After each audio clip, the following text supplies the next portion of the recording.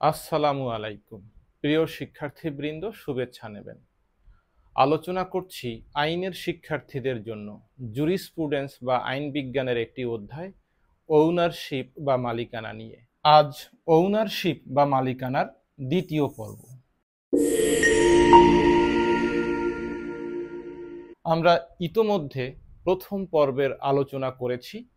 যদি আপনি প্রথম পর্বের আলোচনা না দেখেন, আমাদের ইউটিউব চ্যানেল আরিফস লিগাল ভিউয়ের প্লে স্টোর থেকে দেখতে পারেন। আমরা ওনারশিপ বা মালিকানার প্রথম লেকচারেই দেখেছি আমাদের এই লেকচারে মোট 5টি সিনোপসিস রয়েছে। ইতোমধ্যে আমরা প্রথম লেকচার আলোচনা করেছি। আজকের আলোচনা ডেফিনিশন অব ওনারশিপ, মালিকানার সংজ্ঞা নিয়ে। আজকে এই আলোচনায় আমরা মালিকানার সংজ্ঞা নিয়ে আলোচনা করব। এখন আমরা আরেকজন প্রখ্যাত আইন বিজ্ঞানী, যাকে সংক্ষেপে স্যামন্ড বলা হয়, এর পূর্ণ নাম হচ্ছে স্যার জন উইলিয়াম স্যামন্ড। তিনি নিউজিল্যান্ডের প্রখ্যাত আইন বিজ্ঞানী। তিনি তার বিখ্যাত বই জুরিসপ্রুডেন্সের জন্য বিখ্যাত। বিষয়গুলো আমরা সামনে দেখব। অনেকে উচ্চারণ স্যালমন্ড করেন, কিন্তু এটির গ্রহণযোগ্য উচ্চারণ হচ্ছে স্যামন্ড। স্যামন্ড বলছে, ওনারশিপ ডিনোটস, নির্দেশ করেন, ওনারশিপ বা মালিকানা নির্দেশ করে দ্য রিলেশন, সম্পর্ক। এই রিলেশনের বিষয়টি কিন্তু আমরা অস্টিনের ডেফিনেশনে খুব বেশি দেখিনি। তার মানে অস্টিনের সমালোচনা স্যামন্ডরাই বেশি করেছেন। তার মানে অস্টিনের সংজ্ঞার সমালোচনা স্যামন্ড বা স্যামন্ডের অনুসারী যারা, তারাই বেশি করেছেন। দেখেন কি বলছে, কেমন সম্পর্ক বা কাদের সাথে সম্পর্ক? বিটুইন এ পারসন, একজন ব্যক্তির সাথে, যাকে আমরা ওনার বলছি বারবার, এবং an object forming the subject matter of his ownership, যে বিষয়বস্তু নিয়ে বা যে সম্পত্তি নিয়ে তার মালিকানা গঠিত হয়েছে। আমরা যদি সহজ ভাষায় বলি, তাহলে এই সম্পর্কটি হচ্ছে ওনার বা মালিকের সাথে যে সম্পত্তিটি, তার সম্পর্ক। তিনি বলছেন, দেখেন, ইট মানে এই ওনারশিপটা consist in a complex of rights. Austin বলেছিলেন a right, a single comprehensive right, শুধুমাত্র একটি অধিকার, যেখানে এমনিতেই অনেকগুলো অধিকার থাকে। কিন্তু স্যামন্ডরা বলছে is an aggregate of rights, অর্থাৎ অনেকগুলো ছোট ছোট ছোট ছোট ছোট অধিকার নিয়ে একটা অধিকারের সমষ্টি হলো এই ownership. All of which are rights in rem. Rights in rem, আমরা এই শব্দ দুটো শিখব। একটা হচ্ছে রাইটস ইন রেম, আরেকটি হচ্ছে রাইটস ইন পার্সোনাম। আমরা সামনে পাবো সে শব্দটি। এই রাইটস ইন রেমের অর্থ হলো this right is enforceable against the whole world, অর্থাৎ এটা এমন একটি অধিকার, যে অধিকারগুলো আমি পৃথিবীর যে কোনো ব্যক্তির বিরুদ্ধে আমি ভোগ দখল করতে পারবো। যে শুধুমাত্র একজন ব্যক্তির বিরুদ্ধে পারবো, অন্যরা আমাকে বাধা দিতে পারবে, বিষয়টি এমন নয়।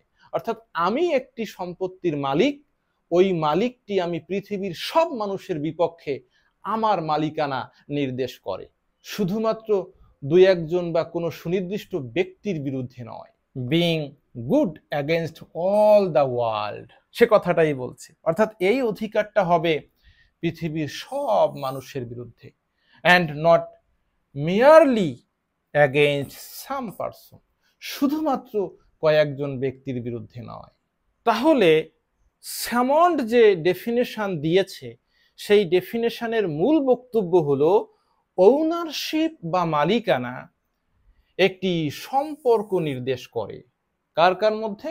সম্পত্তির মালিক এবং সম্পত্তির সাথে। সেই মালিকানা বা ওনারশিপ হচ্ছে অনেকগুলো অধিকারের সমষ্টি, in a complex of rights. রাইটটি কেমন?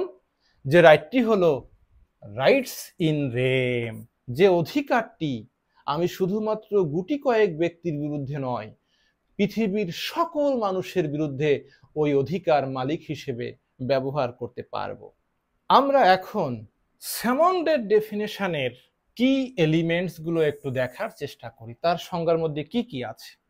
দেখেন, স্যামন্ডের ডেফিনেশনের মধ্যে আমরা 5টি এলিমেন্ট খুঁজে পাই। বলছে প্রথম, relation between a person and the object, অর্থাৎ যিনি সম্পত্তির মালিক এবং যে সম্পত্তিটি, স্যামন্ডের ডেফিনেশনে তাদের মধ্যে একটি সম্পর্ক থাকবে।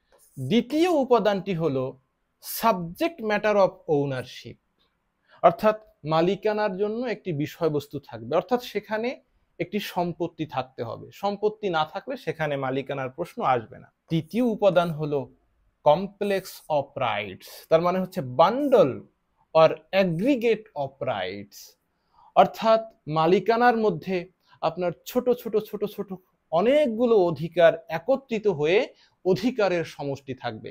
আপনি চাইলে সম্পত্তি বিক্রি করে দিতে পারবেন, লিজ দিতে পারবেন, খালি রেখে দিতে পারবেন, কাউকে এমনিতে ভোগ দখল করার জন্য, ব্যবহার করার জন্য বলতে পারবেন, অথবা আপনি চাইলে ওখানে একটি কোনো স্থাপনা তৈরি করতে পারবেন। আপনি যা খুশি তাই করতে পারবেন। সেই সব ছোট ছোট অধিকার একত্রে যুক্ত হয়ে এটি হবে কমপ্লেক্স অফ রাইটস। চতুর্থ উপাদানটি হচ্ছে rights in rem, not rights in personam, অর্থাৎ এই যে সম্পত্তিটির উপর আপনার অধিকার অর্জিত হলো, এই অধিকারটি সুনির্দিষ্ট 2-1 ব্যক্তির বিরুদ্ধে নয়, অর্থাৎ আপনি ওই সম্পত্তিটি পৃথিবীর যে কোনো ব্যক্তির বিরুদ্ধে ভোগ দখল করতে পারবেন। রাইটস ইন রেম, আপনি সম্পত্তির মালিক হয়েছেন বলে হয়তো আপনার এলাকার কেউ আপনাকে বাধা দিল না, কিন্তু দূর থেকে কেউ এসে বাধা দিতে পারবে এমনটিও হবে না। পৃথিবীর কেউ আপনাকে বাধা দিতে পারবে না যদি আপনি ওই সম্পত্তিটির মালিক হন। এটা কি আইনের দৃষ্টিতে বলে রাইটস ইন রেম, পৃথিবীর সকলের বিরুদ্ধে অধিকার। 5 নাম্বার বলছে ইউনিভার্সালিটি অফ রাইটস, অধিকারের সর্বজনীনতা, অর্থাৎ ওই সম্পত্তি ব্যবহার করার ক্ষেত্রে ওই সম্পত্তি যতভাবে ব্যবহার করা যায়, যতভাবে কাজে লাগানো যায়, অধিকারের সব ক্ষেত্রে একজন মালিক বিচরণ করতে পারবে। সর্বজনীন অধিকার ওই সম্পত্তিতে মালিকের থাকবে। এই ক্ষেত্রে কোনো বাধা আরোপ থাকবে না, বাধা নিষেধ থাকবে না।